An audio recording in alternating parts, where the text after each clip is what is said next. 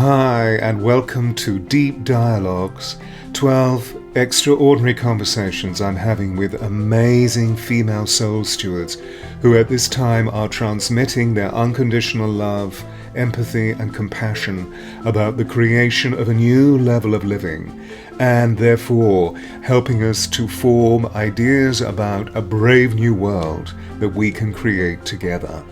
Have a wonderful time listening in. Wow, and here we have the wonderful, wonderful, who are you? The wonderful Cate Montana. Absolutely amazing. By the way, I've never asked, do you pronounce it Montana or Montana? Neither. Montana. Montana. Thank you for the correction. I've been Just thinking a and mistake. thinking that through our conversations prior to record, I've been thinking, I must ask Cate. I'll ask her. Anyway, so here we are. Thank you so much for revealing the wonder of you in Deep Dialogues. And I know you have some fascinating things to share with us. And so I thank you from the very core of me for being part of this. Thank you, It's Stewart. the project is sizing up because of extraordinary people like you. The project is sizing up into something really very extraordinary. And I was only dreaming today because you're the third great correspondent in Deep Dialogues. I was only thinking today, well, maybe when I get to the end of the 12 conversations with ladies, perhaps I should invite some of the men to come and talk as well. I was only thinking Ellen? about this morning while I was shaving and sort of just thinking, well, who will I invite? Anyway, viewers, let me introduce you to the wonderful Cate. I have just a shortened version of her bio here because this lady has a reach of capability and experience which is utterly profound and is a mature lady, as you can see. So I think the common parlance is she's been around the block several times and she's danced on each occasion. So Cate is a diverse adventurer in the outer and inner planes of the human psyche, and therefore the author of a series of mind-bending spiritual books, such as Apollo and Me, which I'm going to really ask Cate to talk about because it's a remarkable story, and other non-fiction titles such as Unearthing Venus, My Search for the Woman Within, that's The Woman Within Cate, and then her wonderful book, I have it sitting next to me because it arrived the other day. Wonderful book, which I'm going to quote to if I remember at the end. It's the book is the E word, ego enlightenment, and other essentials. But her main focus today is the exploration of the mystery within the feminine nature and understanding the profound energetic forces behind both genders at this time, a remarkable um, spiritual awakening on planet Earth, as well as all of these fascinating features, because Cate has had so many varied capacities in her life. She is also an editor and a journalist and a writing coach helping women and men to express their deepest truths. Cate lives on the furthest piece of land from any landmass in the world, the wonderful Hawaii, and is currently engaged in her next book, working in co-creation with a number of authors, which is going to be called Sex, Lies, and Love, How to Understand Your Sexual Partner, which I personally can't wait to get hold of. Do you have an anticipation for when publishing will take place? Sandy and I are bandying about, we're seriously looking at self-publishing.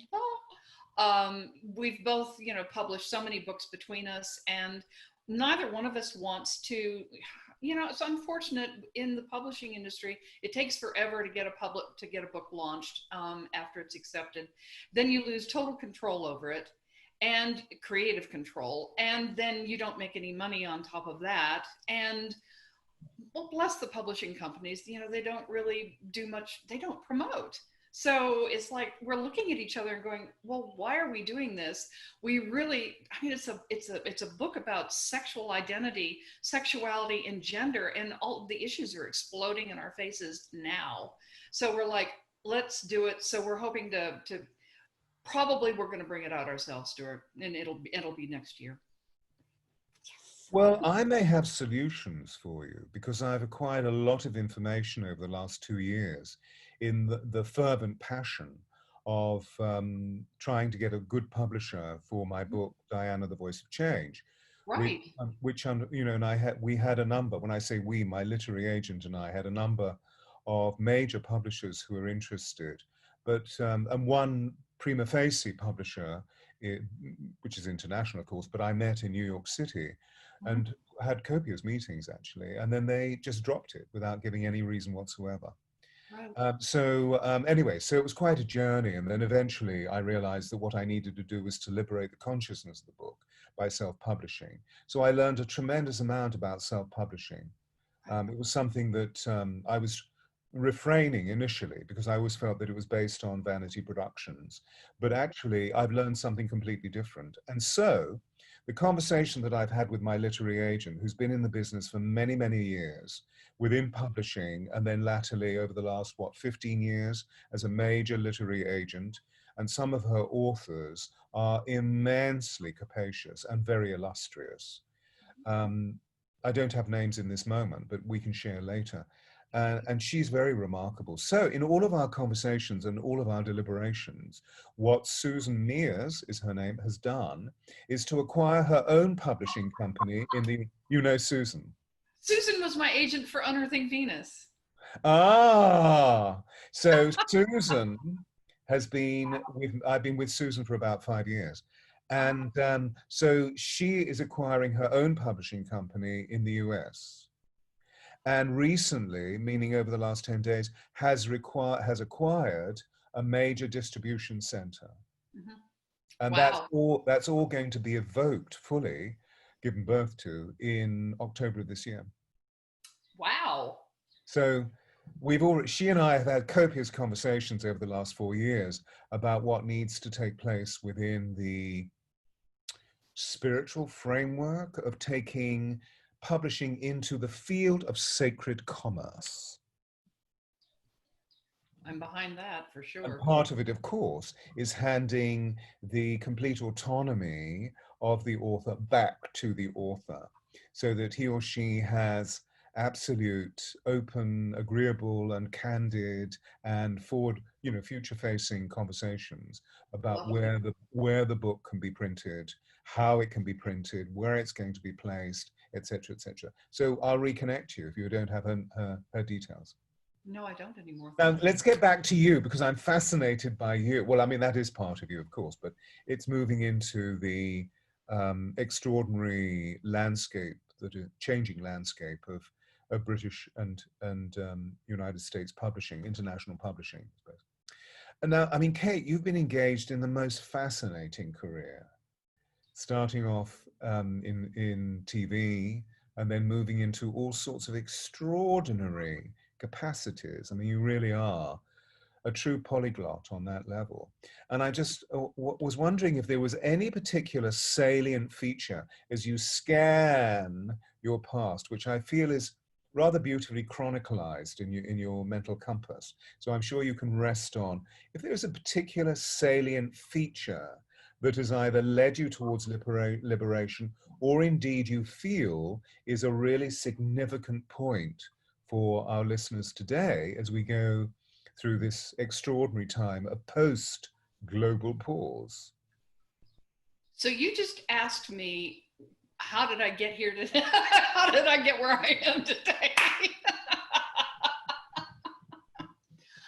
I'd have to say the salient feature was curiosity, and then dissatisfaction with the status quo.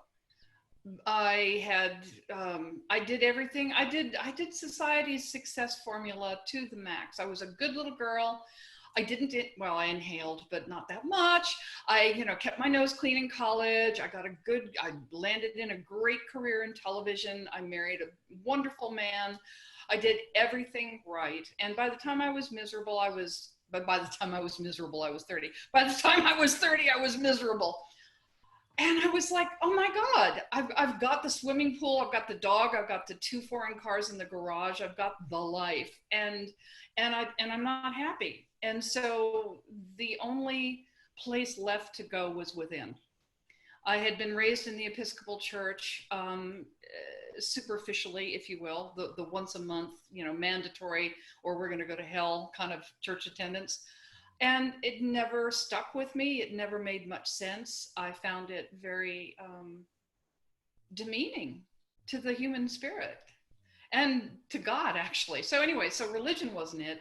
So I was left, well, what? So I started to meditate, and I really didn't have any instruction. I just thought that meditation was about looking within, and that was what launched my life, Stewart, was starting to look within and asking the most important question any human being can ask themselves is, who am I? Which actually I would now reframe to actually get to the chase even quicker, is to ask, what am I? But that was the beginning of the quest, and it's taken me on many very different pathways and in and out of television and writing and into meditation caves and living in isolated cabins in the mountains with no running water and no indoor plumbing, and by myself for years on end, meditating, going, who am I? Oh my God, there's got to be something beyond this insanity going on in my brain all the time. So yeah, that's it. Amazing, amazing, amazing. And so, about that particular period that you were talking about, where there you were living in the cabin, in the woods, so to speak, with no running water within the house or electricity, but presumably there was water outside the house. And there you were, equipping yourself with one of the most vital questions that I feel that any of us need to ask, or often want to ask, which is, who am I? How did you stay sane? Who's saying I did?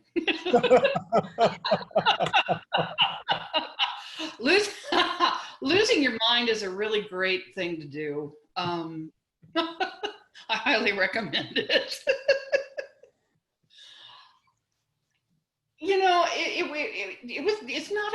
It's a difficult journey going within when your whole life you've been trained to believe that everything important is outside of you: money, love, security, jobs, and that your own self-image is critical on how you present yourself to others.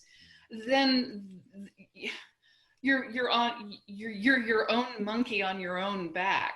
And I was so shocked, Stewart, the first time I ever really got introduced to my ego. And I was sitting in a car with a friend of mine at a TV station I was working at, and he was the meteorologist. We were headed to lunch. He had a backache, and he headed into the bank to get some money before we had lunch. And I'm sitting in there in the car, and I'm spiritual, and we're talking about all these spiritual books. And as I'm waiting for him, I'm kind of like primping in the side view mirror over here and striking a thoughtful, spiritual, contemplative pose, so that when he comes out of the bank, I wonder what she's thinking about. And all of a sudden I caught my posturing. I caught myself doing this BS posturing, and I'm like, to look good, to appear thoughtful, rather than actually being thoughtful. And I was horrified. And in that moment, that was my first insight into that I had constructed this entire persona that had to be, stalwart and courageous and a hardworking ethic and this and that. And I was like, oh my God, well, who am I underneath all of that image that I've concocted to present so that I look good to the world, and better yet, look good to myself, and prop up this deep, massive insecurity and confusion about, and here in the midst of all that, and I'm miserable, and I'm confused, and what really does work, if life's formula that my mother, the nuns, the priests, and all of society told me was going to work, and it didn't. Yeah, it was a deeply confusing time. But there were also these beautiful, exquisite glimmers of reality.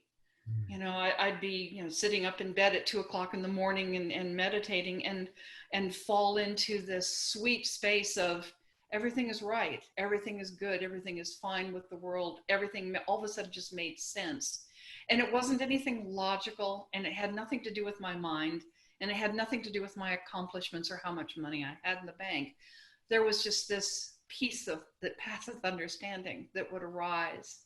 And that kept me that floated the boat. Those little crystalline moments that I think any of us who are pursuing any sort of spiritual endeavor, looking within, we're uncovering the truth, and we're throwing out we're peeling back the lie, and we get these brief glimpses, and it became more and more and more intoxicating. And I mean, that's fascinating. And as you share with us this, really beautifully communicated but highly unique journey of your own making, I want to remind the viewers that Cate has actually written this extraordinary book called Unearthing Venus, where she literally unearths much of what she's sharing with us. So on one level, the story is autobiographical, but because Cate is the illumined or the awakened one that she is, having had the experiences that she's beginning to share with us in her commentary now, that actually the book enters into an understanding, a deeper and more subtle and nuancial resonance of what was actually taking place, the realizations that came through often really harrowing situations that you found yourself in. And therefore, I mean, I personally, as a reader, had immense compassion for what you were experiencing. Not once is there the suggestion of judgment or the suggestion of criticism about the awful, some of the challenging situations that you found yourself in, which you speak of with such honesty and such realism. But there's always this tendency to step back, feel stillness and just feel the detachment, providing this wonderful exposition where the observer is observing the observed. Really, really excellent. So I encourage you, everybody, and I'll put notes up for Cate's website and her principal books that she's written. So most of these achievements that you've entered into in the way that you've just described are really about moving through the inner landscape, and yet your outer landscape in the world of men, particularly in the world of television, to begin with, was extremely extensive. How are you able to balance the outer with the inner? I really didn't at first, Stuart. When I got into television, and I was, God, when I was like 22, and I got into television production engineering, so as an editor. So there were no women in the 70s in television production, and so I clawed my way, through the prejudice, and by becoming one of the guys. I could drink more, had a worse potty mouth, I just set myself, I was fiercely competitive. What is a potty mouth? A potty mouth? Well, shit, Stuart, you should know what that means. I set you up. I just wanted you to do that. In other words, you were really earthy. Yes, absolutely. And I just went toe to toe, and I thought that was what I was supposed to do. And here we go back to the self-image again. That's what I thought I needed to do to prove myself to myself. I was busy holding up this whole thing about being as good as a man. And that made me feel good about myself. I totally talk about being blind. I totally didn't see that I was lifting up and elevating the masculine as better than the feminine, because obviously I didn't want to be associated with pink and lace and giggling and vacuous whatever, which is what I thought the feminine was. I had no clue. Oh my God. So I just wanted to be strong and competitive and rich, and I wanted to be somebody. So I went, that was the masculine terrain. And the more I accomplished in that terrain, it didn't fill the emptiness. So, boy, at this point, I've totally forgotten your original question. But, I know. I got out of television when I got into spirituality. I married the two for about 2 years, 2 or 3 years. And I got off the road. I was working for the networks, traveling all over doing sports television with ABC and CNN and ESPN. But I finally had to just quit because it was so grinding. It was so fierce. It was so harsh. And where I was trying to enter into was this totally different inner space that was more allowing and compassionate and undriven. You know, I moved into being. And of course, the doing in my brain took a decade or more to calm down and to get out of the constant fixation of having to be out in the world and doing, which is why I removed myself to a cabin in the woods on 100 acres in the North Georgia mountains with no indoor plumbing and no electricity. My rent was $25 a month though, so I could survive. I survived for 3 years on my savings because I had I had very few expenses. And so that was a godsend. And I had so many people just look at me and go, how do you do that? You rebuilt the cabin as well, did you not? I did. Well, I've been raised on a farm, Stewart, so I was no stranger. Yeah, but come on. I mean, that's very DIY on that level, because we're not just talking about painting a wall or banging a nail into a piece of wood. You reconstructed the cabin to make it habitable for yourself. I did. And you installed electricity. I had that installed. I didn't do that.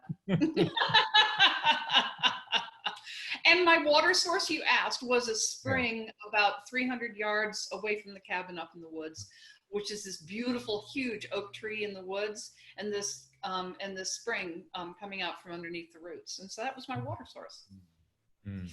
And so by so doing, it's such an extreme. Isn't it interesting that the irony of TV is that it's this extraordinary science that has given us a very specific lens into the very nature of man or humankind, let's say. And yet the last thing that it actually does, all it does is to place a lens into the excrescences of what the intellectual product of our world is really all about.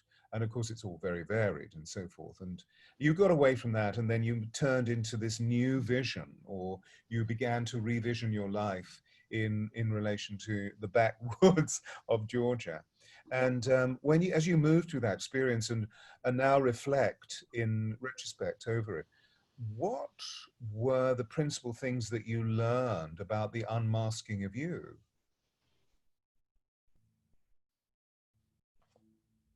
That is a process.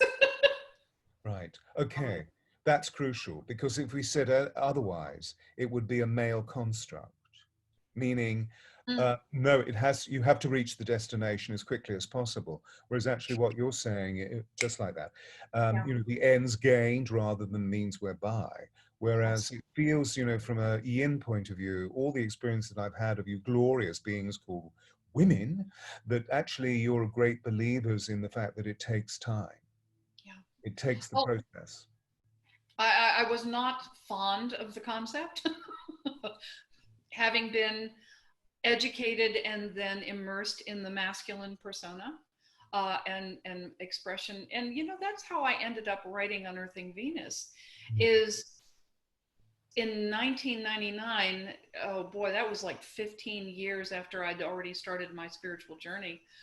And I'd had many, many deep insights. And, and I have to say, I've struggled with the journey part of it, probably like all human beings raised in the West nowadays, is that I do want that quick fix. Please give me enlightenment in a weekend workshop. There's got to be the one thing. And then there's one thing, it's one particular meditation. And it's so fascinating that we've got this mindset, and unfortunately a very narrow focused masculine mindset, on this unveiling process of who and what we really are. And so, God, I do have to say that being comfortable with the process and that things change, and the meditation process that worked for you last year doesn't necessarily work this year. And just to be open to those promptings that take you in a different direction than you thought. Because if we are Okay, here I'm going to add another one to how I've gotten to where I am. Sincerity, sincere passion to know what and who I really am and what and this is all about. More than anything, I wanted to know, what is this world for and why am I here and what is going on? Please inform me. And so, and it's so beautiful because it only takes actually some genuine willingness on our part. We don't have to beat the door down. We don't have to meditate 24/7, although I did for years. But it doesn't have to be that way. I had the mindset early going in that this is going to be becoming enlightened is this grueling, long spiritual path. Well, okay, so be it. As you think, so it will be.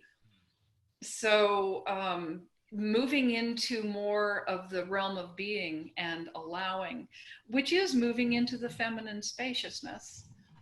Yeah, that was quite a long journey for me. So yeah. But, you know, in my reckoning, what that means is that you ceased the striving and moved into the thriving. Well, let's say, I can honestly say that I ceased striving 3 years ago after the E word came out. Mm-hmm. When the E word came out in 2017, my publisher, Simon & Schuster, they were convinced this was the next Power of Now. And I had been a maniac for 2 years. So here I'm moving into this feminine, allowing spaciousness, being, and yet I would come out and then I'd be driven to launch another book. And the E word, I was just compelled in December of 2014 to finally write what I knew about enlightenment and the ego, because I'd had an awakening in 2007. And I had to write about what I knew finally, because I was so sick and tired of all of the BS being perpetrated in the spirituality community about what enlightenment is, and that it is something that you can attain, and which is what my original goal was.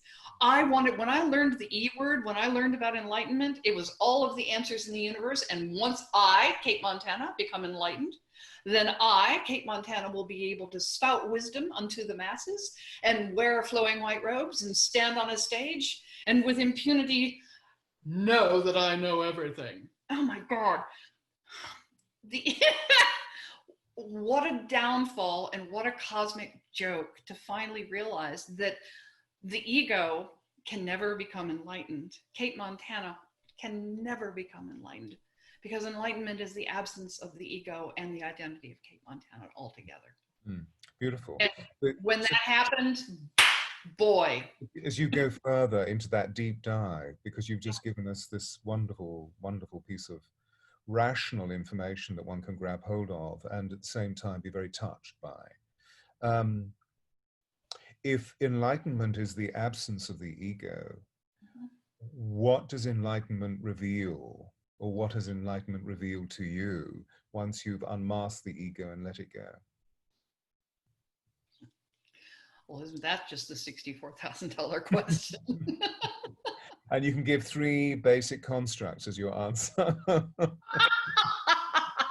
Oh, cram the ineffable and the inexpressible and the unmovable and the infinite into 3 words. Okay. Well, 3 phrases. Oh, wow. Well, you know, the Buddha had it right. Absolute liberation. Absolute liberation. It was like, oh my God. And I thought I was this thought form in my brain. I thought I was this name. I thought I was my past, my education, my abusive stepfather, my orgasms, my job promotions. I thought that was me. Jeez, what a joke. What a joke. Liberation. No more worries, no more concerns, no more fears. If the body had dropped dead in those 3 days that this occurred, I would have just walked on without it.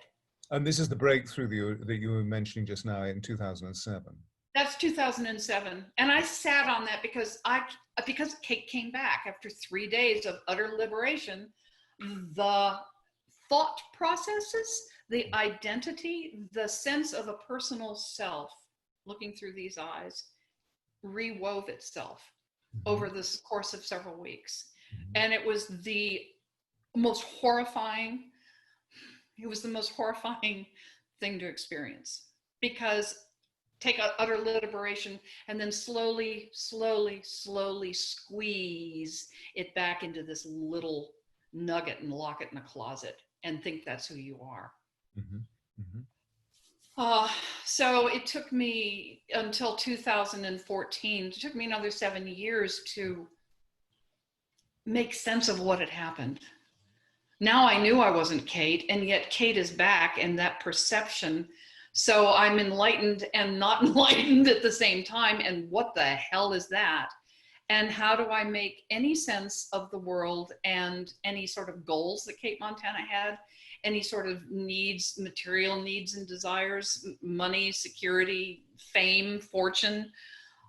Those are all an illusion. And now I know it. And yet I have bills to pay, and I'm Cate Montana. And it was just like, oh my God, to balance that out and to make sense of that took 7 years. Yeah, well, I mean, that's the mystical experience, though, isn't it? You know, I mean, that's a time frame which so many extraordinary people, particularly the Christian and the Kabbalistic mystics, have written about over time immemorial, that Right. it often takes that period. And of course, it's closely linked with the way that our physiology functions, and that every 7 years, the whole of our physiology has actually gone through a recalibration on a cellular level. And then, of course, we look into the planetary resonance frequency, which up to this time, and we record in, where are we? Just July the 1st, 2020. We know that we've been living a frequency of seven, the seven last words of Christ, the seven octave, notes in the octave, the seven planets in the universe. We now know there are 12, the seven dwarfs, the seven major orifices in the body, the seven chakra, etc., etc. And now we're waking up to a very, very different resonance frequency, which is really about our relationship with the universe. Anyway, so the configuration of seven is something that really does give shape on some level, because of the geometry of our bodies, to the incandescent nature of the fact that we are spirit, that we are soul. And I suppose, all in all, as you were unmasking yourself, you were journeying deeper and deeper and deeper and deeper into the revelation of your soul, vis-a-vis your personality, and how they could both dance together. Is that so? Oh, that treads on some interesting ground, Stewart. At the end of that 3 days, been 7 years, and now add another 7 years onto 7 years onto that. I'm not too sure about the existence of the soul anymore. What do you think the soul is?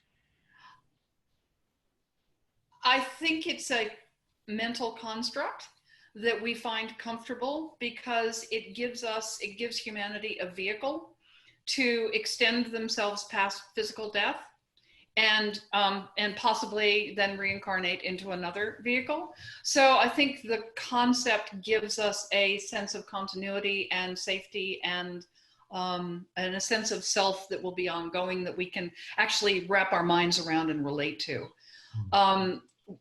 When everything was, when enlightenment happened, and all of the illusions of my humanity were gone, there was just life. There was just ongoing life. And I was individualized in that there was a locus of perception in this body. And yet it was very patently obvious that I was one with everything and everyone, always had been, always would be. And that not only would I not die, but when I looked upstream, I had never been born. So that's the truth. That's the ongoing, if you want to call it spiritus, the breath of life. But surely that's what soul is, that it's not an individualized construct. Absolutely. We have fantasized that soul is not within us. We are within soul. Yeah. And it's unified field of light. I'm very aware of the fact that, this is a very high octane conversation, thanks to you. And it's wonderful. But there may be people listening who are actually going through a genuine meltdown at this time. Because after all, we are dealing with our conversation, our dialogue comes ostensibly at the end of the global pause. So we are at the beginning of July 2020. We've seen the last 3 months of stillness. And yet we know that the latest reports are that COVID is on another insurgent wave within the United States, America. So anyway, this is just the beginning of the fact that there are all sorts of reasons for why people might be going through a meltdown. So I'm thinking very compassionately about that. And as they listen to the remarkable story of your own process of stripping away all of the constructs that supported this thing that's called the ego, to get to the very essence and the very inner fabric of you, that there may be people out there that just would like to have, well, how did you get through and remain sane? And don't say, how do you know I'm sane? Because we see somebody who is actually altogether in front of us.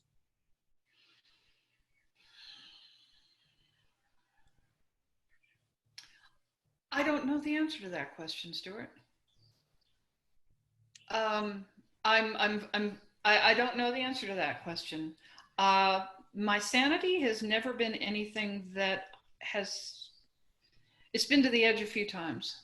I've been to the edge a few times, absolutely. Yeah, I don't think you can walk this walk without going there. Absolutely.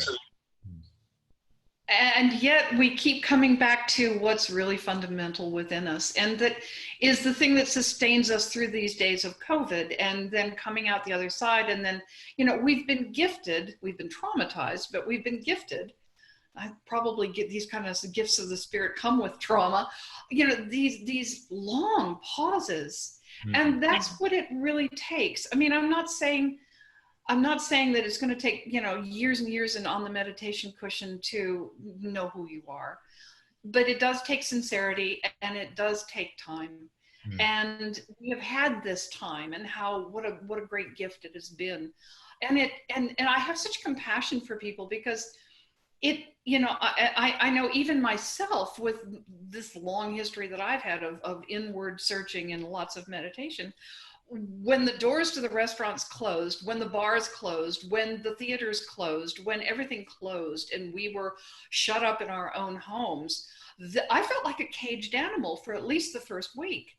Mm. So I have so much compassion for the majority of humanity who is on that treadmill, fiercely on that treadmill, believing that that's going to get them someplace. And then to have the rug jerked out from underneath of us, it's been extraordinary. Great opportunity, great trauma. And so, be kind to yourself. If you were going to ask me anything that I was going to advise is be kind to yourself. Realize that this is a change. This is a time demanding transformation.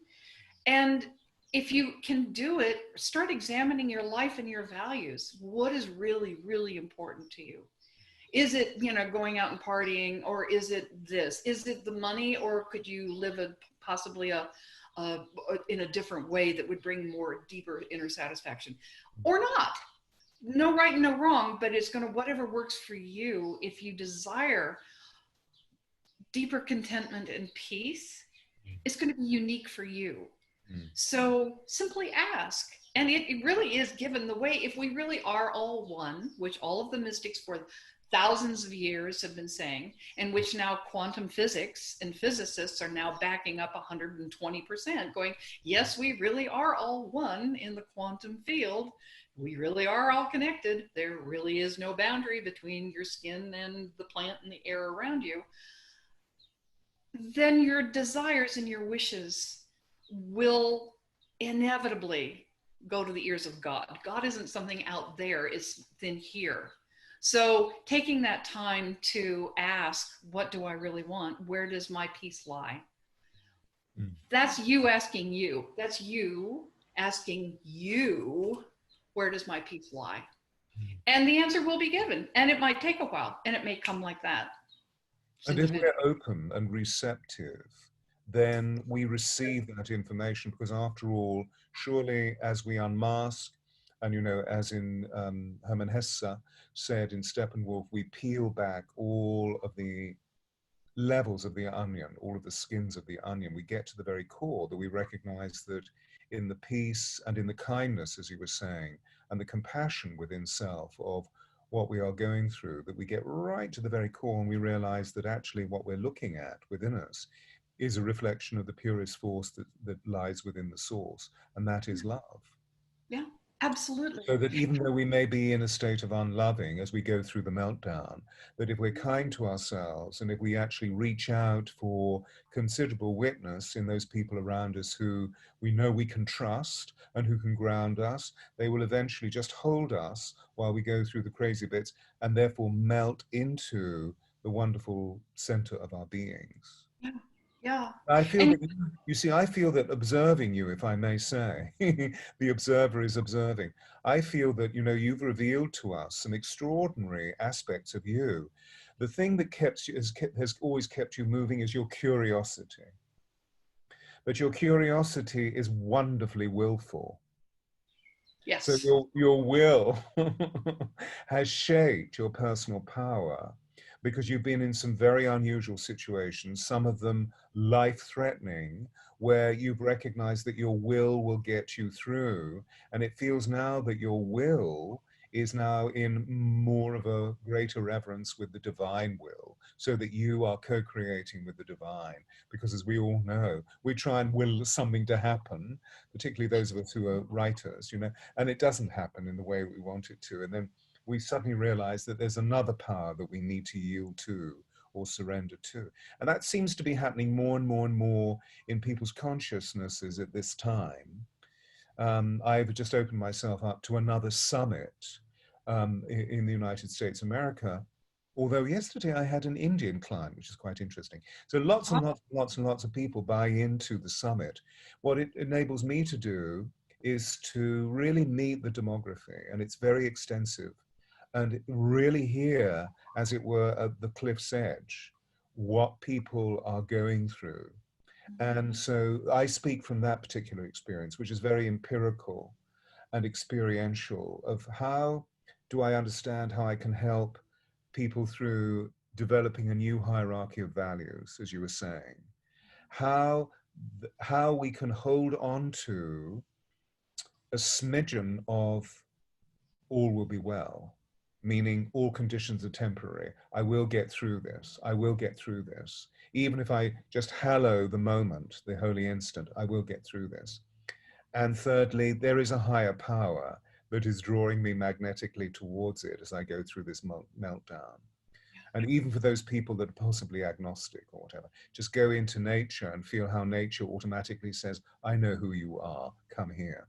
Then automatically, and I feel that, you know, for example, after that period of TV, which must have been so intense for you, being one of the jocks, that being delivered into the substance of Mother Nature. And if I may quote from the book, from Unearthing Venus, you said, the divine goddess in the form of Mother Nature roars into view once we are in nature and plunges us deep into her mysteries, quote unquote, dear Cate, which was, for me, was a line that just sprang out. And I thought, oh my God, this woman is such a poet. So if you were a heavenly goddess, what would you immediately administer to planet Earth in order to bring healing or rebalancing or recalibration at this time of the extenuating circumstances of COVID? Okay, so if I were a divinity that decided to get involved in human affairs and have my way with humanity, is that what you're asking?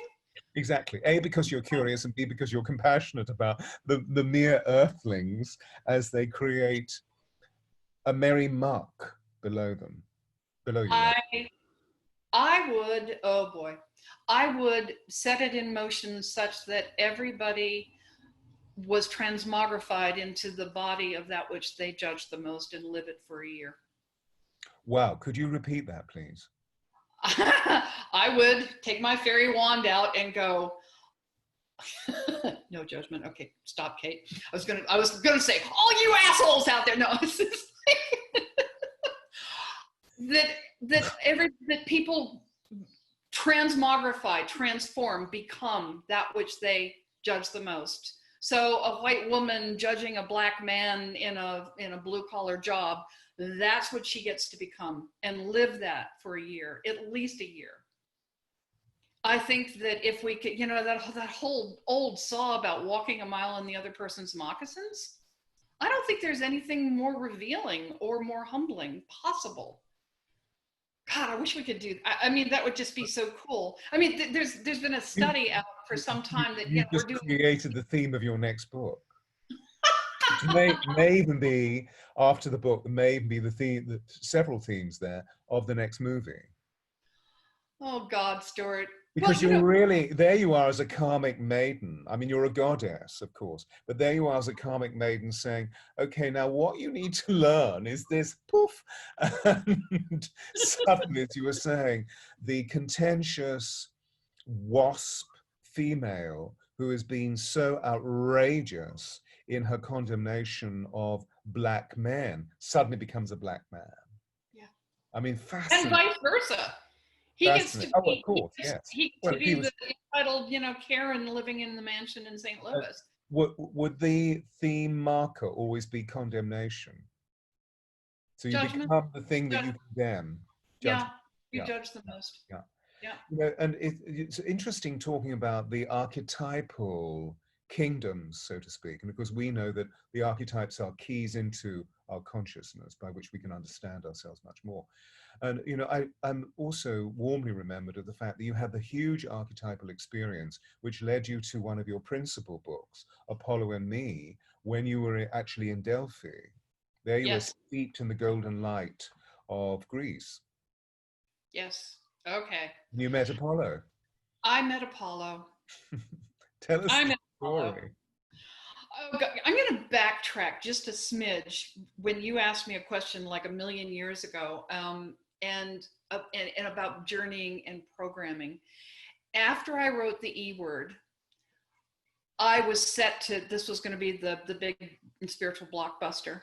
And 2 weeks after the book came out, I entered into a whole different understanding, and I realized that I was on the wrong path and that I was not ready to teach. And I had to write the book, but now I had to let it go. And I completely freaked my publisher out. I honored all of my commitments. And then after that, I backed out of doing anything. And I went back into the cave and basically imploded the whole thing. The journey to that was, after all of these decades, Stewart, I was still driven. I had gone into the cave, realization, out into the world, be, do, back to the cave, be, out in the world, be, do. So that, and over and over and over. And after 30 years, when the E Word came out, I was like, oh my God. And the place of despair and self-judgment and failure I went to when I withdrew from that, I was so shocked. But what it finally did was peel back that last bit of driven ego in me to have to perform out there. It was horrifying. It was so painful, but I got through it. We always do. There's always hope. And there's always the other side of the river that we're moving towards. And oh my God, talk about getting a 9,000-pound gorilla off of my back. Finally, I thought I'd done it over and over and over, Stewart, but it wasn't until I let go of the E Word and having to be somebody that was finally it. So, okay, back to, you want me to backpedal, or do you want to ask me something? If I may, before you jump on, yeah, that level of spiritual revelation that you've just imparted to us is absolutely ravishing in my review, because it's so honest and true, but we can feel the muscularity of what you had to go through to peel back and the levels the layers that were there.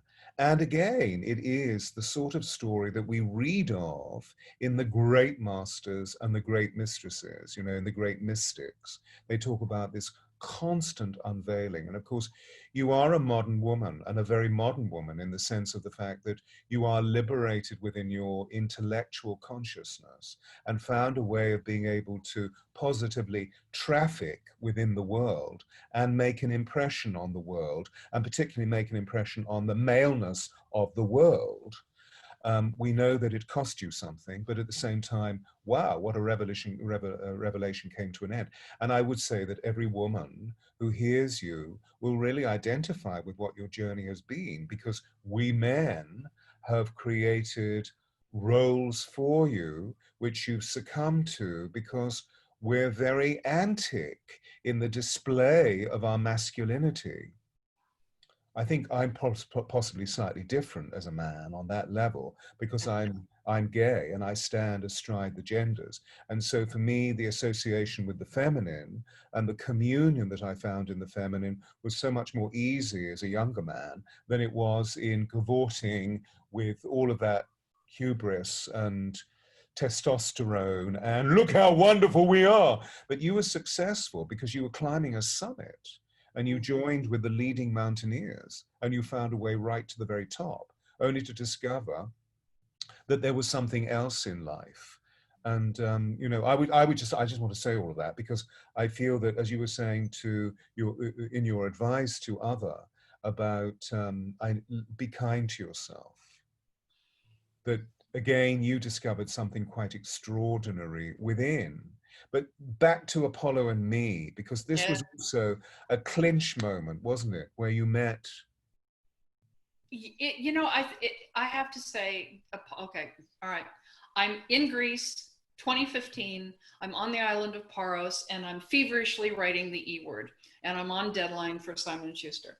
So I take a break, and I went back to Delphi on the mainland because that had been a place of my heart of hearts ever since I was a young girl and discovered Greek mythology, especially Apollo. I'd always had a thing for Apollo. So I took a break, went to Delphi, did the tourist thing the first day. The second day, a Sunday morning, I got up early and I hiked up Mount Parnassus up around the temple complex to get away from people, totally on my own. And, you know, this was like the pinnacle. I've arrived. I'm in Greece. I'm an author. I'm Simon & Schuster author. Look at me. You know, my ego was very pleased and content on that April morning. And so I'm just sitting there basking in the glory of life that includes me. And out of nowhere, Stewart, I have this inner vision of this beautiful man. Oh, God. In a black t-shirt and jeans, and he bounds over the rocks and he sits down beside me and he goes, "Hi, I'm Apollo. I have things to tell humanity. Let's talk." And then poof. And so I'm just sitting there going, what just happened? Every girl's dream, right? Oh my God. Well, if he had been my dream, he would have stuck around. But anyway. This was a god. This was a god. Oh my God. Copper eyes, copper colored eyes, long lashes. Oh my God. So anyway, so I just kind of like staggered down the mountain and I didn't know really what else to do. And I just went back to my hotel room and I pulled out my laptop because I've long since realized that when I write, I channel basically. Not a pure channel, but whatever the heck that is. But anyway, so I just sat down at my computer like, you're laughing at me. I love the way you second guess yourself. It's such fun. So yeah. So and this story just started to just pour through me. And it was a freaking love story. Now, I'm little Miss nonfiction journalist. I'm, you know, writing a big thick book on ego and enlightenment and all left brain, right brain. And I'm like, and this is a love story. It's a romance. And I'm like, oh my God. But I couldn't stay away from it. Apollo was so intoxicating and he was so enticing. And he's like, come on. And so, well, so anyway, and then I was on the mainland for a few days and I just wrote feverishly. the whole time I was there. I wrote on the ferry back to Paros. You know, I'm still hooked with Apollo. And then I had to go back and shift brain and finish the book that I was supposed to be writing.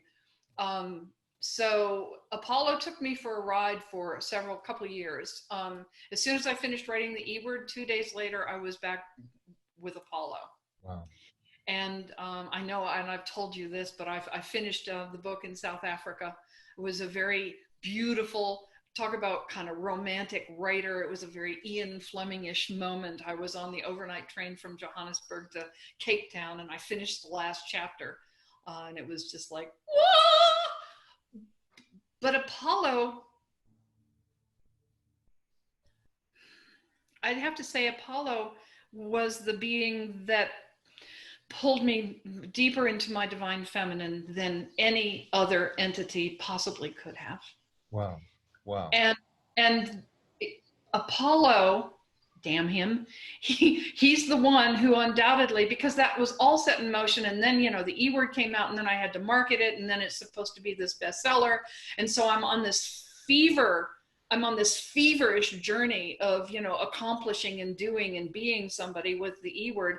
And I've already written, Apollo's already in my life, and he's like behind my shoulder going, hello, this isn't it. And so, yeah, so whatever, you know, whatever spirit, whatever it takes, whatever form, spirit, whatever, which is what you are, which is what I am, whatever form it has to take to get our attention is what happens.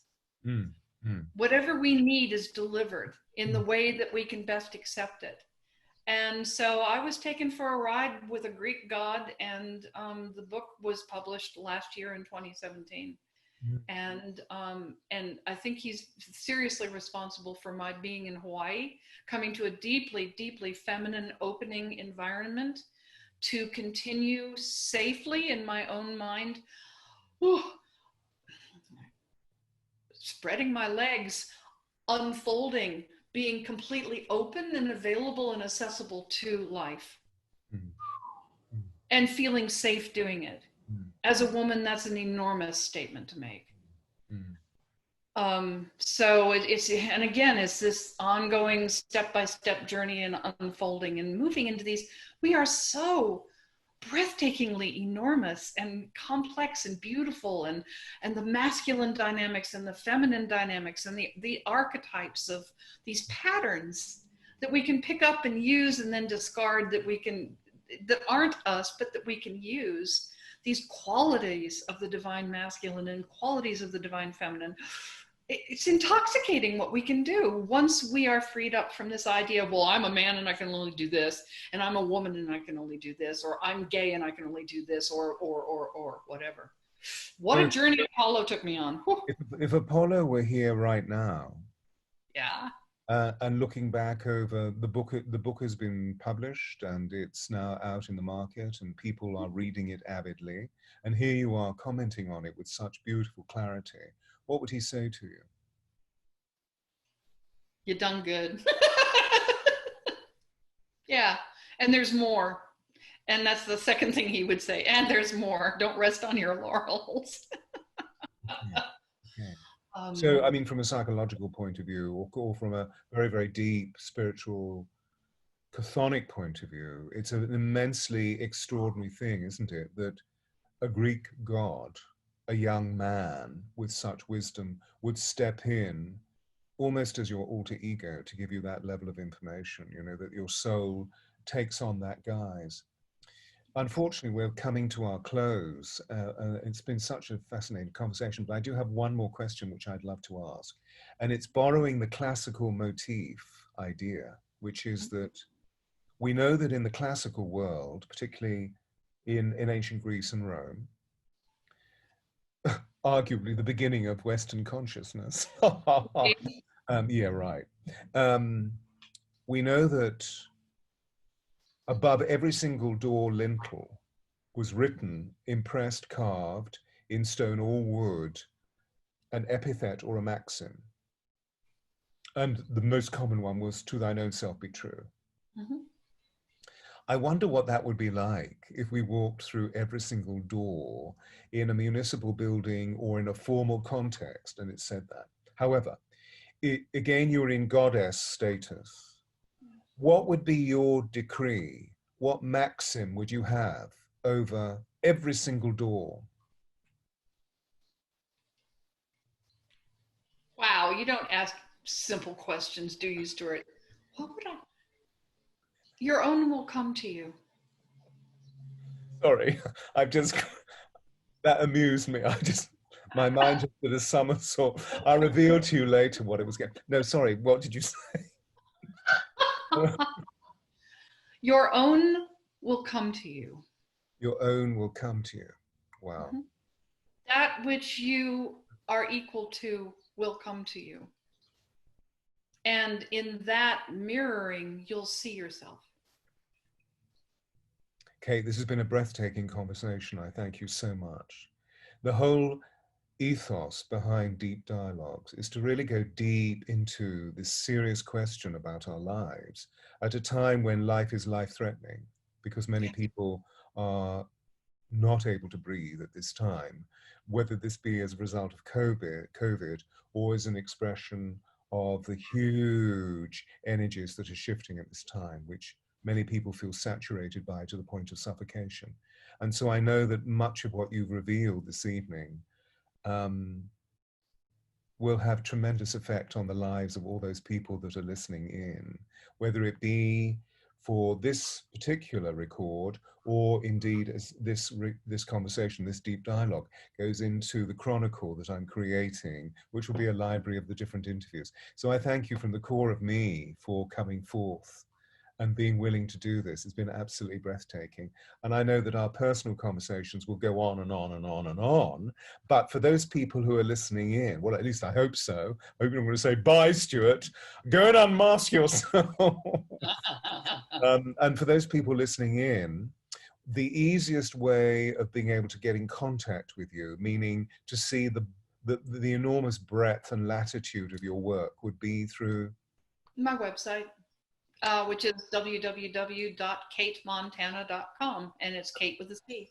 And Cate with a C, absolutely, wonderful, wonderful. What I was laughing about, sorry? And people can reach me through that. And people can contact through the website, yeah. You don't have a Facebook page? Yeah, you're gonna love this. It's Facebook Montana Cate. /Montana Cate. Right. Okay. And my official business one that I hardly use anymore is, get this, The Real Cate Montana. I love it. I love it. But that's your curiosity and your willfulness and your bravery of constantly burrowing into who am I? When I was playing in my own consciousness, this has to be the last thought. But when I was playing in my own consciousness with what would you actually impress above, or what would you carve above every lintel was, and this is very unlike me, but shit happens, get over it. And I was I'll reveal the story about something else that was playing through my consciousness. Everybody, thank you so much for listening in to this wonderful, wonderful embodiment of the divine feminine. Cate, I love you. Thank you so much. Love you, Stuart. Thank you. Bless you.